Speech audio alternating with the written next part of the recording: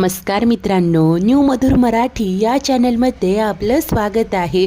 घरोघरी मातीच्या चुली या मालिकेच्या आजच्या एपिसोडमध्ये आता ऋषी जानकीला सांगतो की जेव्हा कोर्टात सिद्ध झालं ना की शरूनेच विक्रांतरावांना मारलं, तेव्हा मला खूप वाईट वाटलं. असं वाटलं की मी का तुझ्यावर अविश्वास दाखवला. ते काही नाही, जी चूक मी आधी केली आहे ती मला आता परत करायची नाही आहे जानकी. त्यामुळे तू जे काही करशील त्यात मी तुझ्यासोबत आहे, माझा तुझ्यावर पूर्ण विश्वास आहे, असं म्हणत ऋषीने आता जानकीची साथ दिलेली असते. त्याच वेळेस दुसरीकडे आता सौमित्र अवंतीला विचारतो की तुला काय वाटतंय, वहिनी या शरूवरचे आरोप करते त्यात किती तथ्य आहे. तेव्हा ती म्हणते की तुला काय म्हणायचंय, म्हणजे वहिनी खोटं बोलताय का. असं नाहीये, अरे मी सुद्धा ते मेसेजेस वाचले. अरे एकाच वेळेला आम्ही तिघी तर खोटं नाही ना बोलू शकत. तेव्हा सौमित्र विचारतो की अगं पण जर का हे सगळं होतं तर मग आधी शरूला तुम्ही जेलमधून सोडवलंच का. इतकंच नाही तर जानकी वहिनीने तिचं आणि त्या राहुलचं लग्नही लावून दिलं. तेव्हा आता अवंतिका समजावते की होय, कारण त्यांना आईंना होणारा त्रास बघवत नव्हता. अरे तुला आठवतंय का, त्यांनी तुलाही कन्व्हिन्स केलं, तुमच्या लहानपणीचे फोटोज तुला दाखवले आणि तुला शरूताईंचं कन्यादान करायला लावलं. हे सगळं त्यांनी का केलं, कारण त्यांना शरूताईंना आनंदात बघायचं होतं. आणि हो, त्यांचा जो संशय होता तो काय एका दिवसात आलेला नाहीये. त्यांना शरूताईंवर तेव्हाच संशय आला होता जेव्हा कोर्टात शरूताईंनी स्टेटमेंट दिलं होतं. त्यांना विचारलं होतं हे सगळं कधी केव्हा कसं घडलं. तेव्हा ज्या घटना घडल्या त्यावेळेस सकट शरूताईंनी अगदी पाठ केल्यासारखं सांगितल्या होत्या. तेव्हाच वहिनींना खरं संशय आला होता, परंतु मी त्यांना समजावलं होतं अरे की वहिनी असं एका गोष्टीवरून आपण संशय नाही घेऊ शकत, कारण जेव्हा माणसाच्या आयुष्यात खूप मोठी गोष्ट घडते ती इम्पॅक्ट करते, त्यामुळे ती कधी कशी घडली सगळं वेळेसकट लक्षात राहू शकतं. आमचं हे डिस्कशन झाल्यानंतर वहिनींनी त्यांचा संशय पुसून टाकला होता, परंतु नंतर त्यांच्या लग्नाच्या दिवशीच वहिनींना विक्रांत भाऊजींचं सामान सापडलं आणि त्यात होतं पुणे ते मुळशी तिकीट. तेव्हा हा संशय पुन्हा वाढला. सौमित्र विचारतो की पण मग त्या तिकिटावरून तुम्ही काय अंदाज बांधला. तेव्हा ती सांगते की जे तिकीट सापडलं ते नाना जाण्याच्या 3 दिवस आधीचं होतं, परंतु शरू त्यांनी कोर्टात काय सांगितलं होतं की नाना ज्या दिवशी गेले त्याच दिवशी विक्रांत भाऊजी मुळशीत आले. त्यांच्या म्हणण्यानुसार विक्रांत भाऊजी त्या दिवशी आले आणि लगेच नानांना मंदिरात भेटले. पण जर का असं असेल तर त्या दोघांचं काहीतरी बोलणं कॉन्टॅक्ट झालाच असेल ना. तेव्हा आता सौमी हो बरोबर असं बोलतो, तर ती सांगते की पण असं अजिबात नाही आहे. विक्रांत भाऊजींच्या फोनमध्ये असं एकही रेकॉर्ड नाही आहे की ज्याने सिद्ध होईल त्या दोघांचा काही कॉन्टॅक्ट झाला. इनफॅक्ट सौमी, अरे ज्या दिवशीचं ते तिकीट आहे ना त्याच दिवशी शरूताई इथे आपल्या घरी आल्या होत्या आणि त्यांनी तो आत्महत्येचा ड्रामा केला होता. आणि त्या दिवसानंतर नानांनी विक्रांतरावांना कितीतरी मेसेजेस केलेत, परंतु एकही रिप्लाय आलेला नाही आहे. असे कितीतरी प्रश्न आहेत की ज्यांची उत्तरं आपल्याकडे नाहीच आहे, कारण विक्रांत भाऊजी या जगात नाही आहे. आणि शरूताईंनी कोर्टात जे वर्जन सांगितलं, ज्या अर्थी विक्रांतरावांचा मोबाईल त्यांच्याकडे होता त्या अर्थी शरूताईच खरं काय ते सांगू शकतात. हा सौमित्र बोलतो की अगं पण आता ते मेसेजेस नाही आहे आपल्याकडे. ती सांगते की हो, परंतु शरूताई खोटं बोलताय हे तर माहिती आहे ना आपल्याला. आणि ते ऐकून सौमी देखील विचारात पडतो. त्याच वेळेला इकडे ऐश्वर्या ही खूप पॅनिक झालेली असते. सारंग तिथेच बसलेलं असतो. ती मात्र बोलत असते की असं कसं होऊ शकतं, म्हणजे मी खोलीतच होते, मी वॉशरूमला गेले, इतक्या कमी वेळेत कसं काय मेसेज कोणी डिलीट करू शकतं, मी किती मूर्खपणा केला, असं म्हणत ती आता वैतागत असते. तेव्हा आता सारंग तिला समजावतो की ऐश्वर्या, अहो जे घडून गेलंय त्याबद्दल विचार करण्यात काय अर्थ आहे. त्यावर ती म्हणते की असं कसं विचार नाही करायचा, केवढी मेहनत करून आम्ही तो फोन मिळवला होता, अनलॉक केला होता. आणि आता इतक्यात ती सारंगकडे पाहू लागते. तो बोलतो की काय असं का पाहताय. तेव्हा ती म्हणते की 1 मिनिट, आम्हा तिघींव्यतिरिक्त त्या फोनबद्दल फक्त तुम्हाला माहिती होतं, तुमच्या लाडक्या बहिणीच्या प्रेमापोटी तर. तेव्हा आता तो म्हणतो की ऐश्वर्या, अहो तोंडाला येईल ते वाटेल तसं बोलू नका. सारंग बोलत असतो की ऐश्वर्या हो थांबा, मी असं काहीही केलेलं नाहीये. परंतु ऐश्वर्या ऐकतच नाही. 1 मिनिट, म्हणजे याचाच अर्थ तिच्याच सांगण्यावरून तुम्ही स्वतःच तर ते मेसेज डिलीट केले नाही ना. बोला सारंग, तुम्हीच केलेत ना मेसेज डिलीट. तेव्हा तो वैतागून म्हणतो की ऐश्वर्या हो मी असं काहीही केलेलं नाहीये, विश्वास ठेवा माझ्यावर. हो, तुम्ही मला त्या फोनला हात तरी लावू दिलात का? लगेच फोन घेऊन इथून निघून गेलात. विश्वास ठेवा ना. तेव्हा आता ऐश्वर्या म्हणते की शपथ घ्या. तो आता तिची शपथ घ्यायला जातो तेव्हा ती ओरडत म्हणते की माझी नाही, स्वतःची शपथ घ्या. सारंग आता खूप वैतागलेला असतो. तो रडवेला होऊन म्हणतो की हे बघा, मला हे अजिबात पटत नाही आहे, परंतु तुमच्या सांगण्यावरून घेतोय मी शपथ. तुम्हाला माहिती आहे माझं स्वतःपेक्षाही तुमच्यावर जास्त प्रेम आहे. मी तुमची खोटी शपथ कशी घेईल?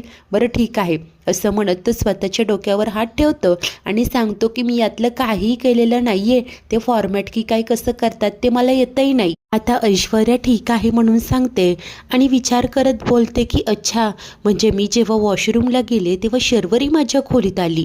तिने सगळे मेसेज डिलीट केले, फोनही फॉर्मॅट केला आणि मी मूर्ख ठरले. मी ऐश्वर्या, असं कसं होऊ शकतं? काय मूर्खपणा केलाय मी?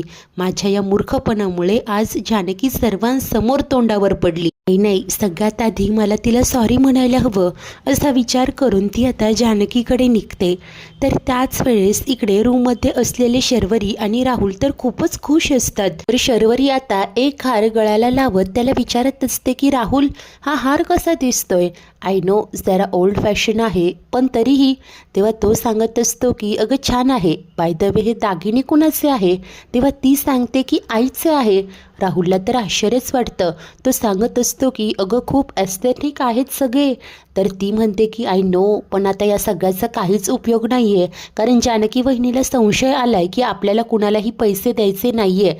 त्यामुळे उद्याच्या उद्या जाऊन हे सगळे दागिने आपल्याला सेफली बँकेत ठेवावे लागतील. राहुल बोलतो की होय, परंतु उरले सुरले पैसे आपल्याला काहीतरी सांगून यांच्याकडनं घ्यावे लागतील. शर्वरी देखील म्हणते की हो, मोबाईलचा डाव तर खेळून झालाय, आता दुसरं काहीतरी करून त्यांना पुन्हा गोळात घ्यावं लागेल आणि पैसे मिळवावे लागतील. आणि दोघेही आता विचारात पडतात. त्याच वेळेस इकडे बाहेर जानकी आणि अवंतिका भाजी निवडत असतात. तेव्हाच ऐश्वर्या तिथे येते. काय करताय असं विचारते. तर जानकी मात्र म्हणते की काय करूयात आज भाजी?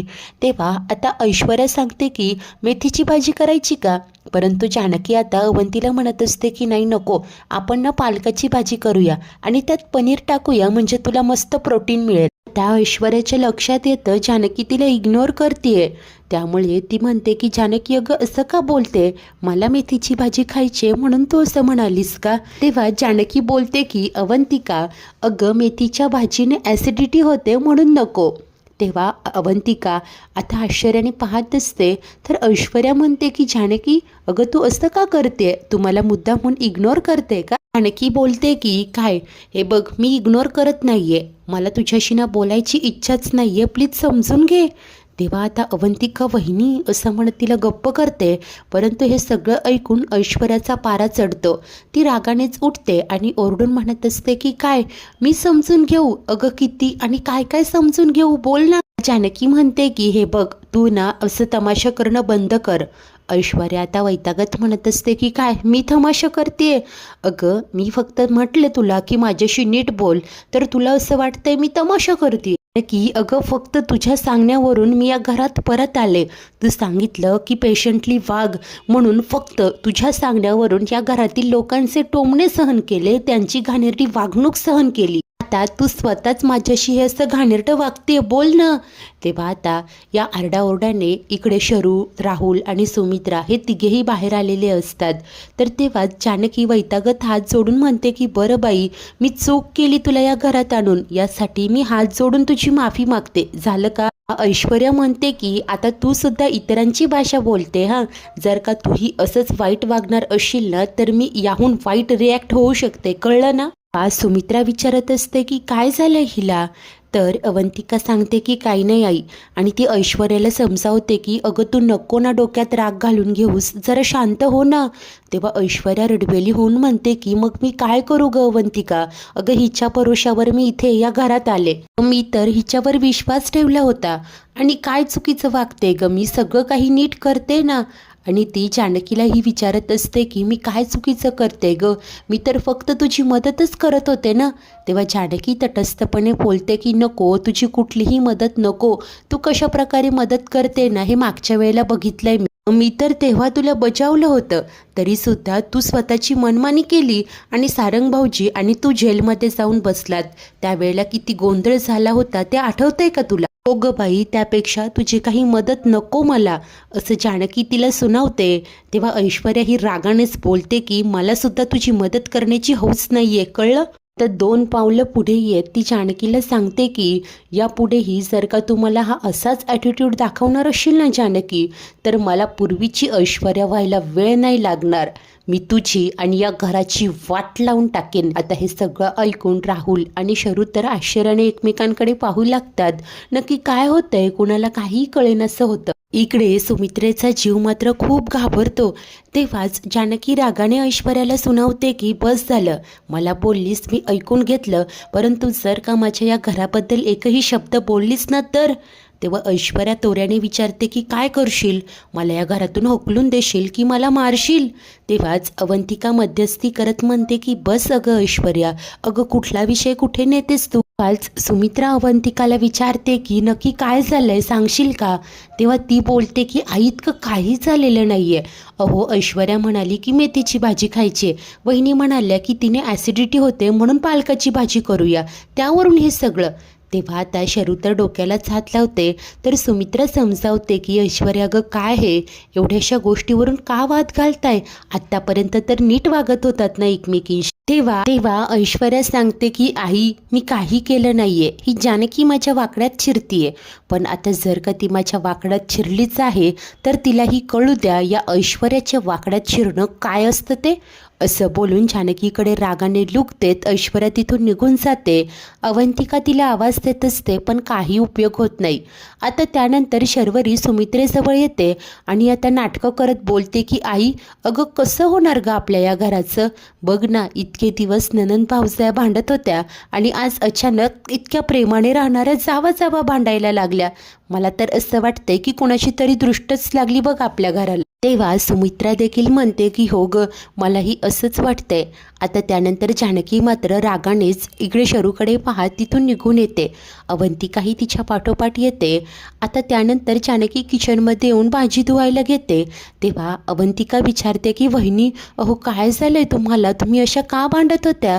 तेव्हा ती स्माईल करत म्हणते की तुला पण असंच वाटलं ना आम्ही एकमेकींशी भांडत होतो ते? आता अवंतिका शॉकच होते आणि म्हणते की एक मिनिट, पण असंच वाटलं ना म्हणजे काय? तेव्हा जानकी सांगते की म्हणजे आम्ही एकमेकींशी मुद्दामहून भांडलो ठरवून. आणि आता नक्की काय घडलं ते सर्व काही जानकी अवंतीला सांगत असते. काही वेळापूर्वी जेव्हा किचनमध्ये जानकी कामात असते तेव्हा ऐश्वर्या तिथे येते आणि म्हणते की आय एम सॉरी जानकी, आज माझ्यामुळे तुला स्वतःची मान खाली घालावी लागली ग. तेव्हा जानकी ही म्हणते की इट्स ओके ऐश्वर्या, जे झालं ते झालं, पण आता काही करून आपल्याला नानांचा फोन आणि ती डायरी शोधावी लागेल, यासाठी काहीतरी प्लॅन करावा लागेल. ऐश्वर्या म्हणते की हो, पण कसं करायचं? यासाठी आपल्याला आईंना कुठेतरी बाहेर पाठवावं लागेल ना. तर जानकी म्हणते होय, आज आई देवळात जाणार आहे, त्याच दरम्यान आपल्याला काहीतरी करावं लागेल. ऐश्वर्या ही ठीक आहे बोलते आणि इतक्यात तिला आठवतं की शर्वरी तर घरातच आहे. कारण आता तिला एकदा आपल्यावर संशय आलाय, काही करून तिचं आपल्यावर बारीक लक्ष असेल, नजर असेल आणि हा फोन आणि पुरावे ती आपल्याला मिळूच देणार नाही. तेव्हा जानकी म्हणते होय बरोबर आहे, त्यांना बाहेर पाठवणं तर कठीण आहे, बघूयात काहीतरी शक्कल लढवूया. अवंतिकालाही सगळं कळालेलं असतं आणि ती हसत असते.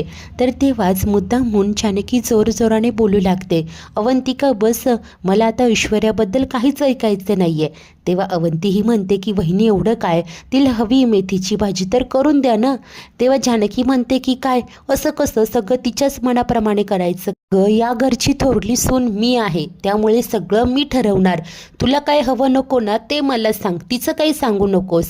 अवंती काही बोलायला जाते परंतु जानकी म्हणते की बस, विषय संपला. या दोघींचंही सगळं बोलणं सुमित्रा आणि शरू ऐकतात आणि त्यांना हे भांडण खरं वाटत असतं. तर आता दोघीही सोफ्यावर बसलेले असतात.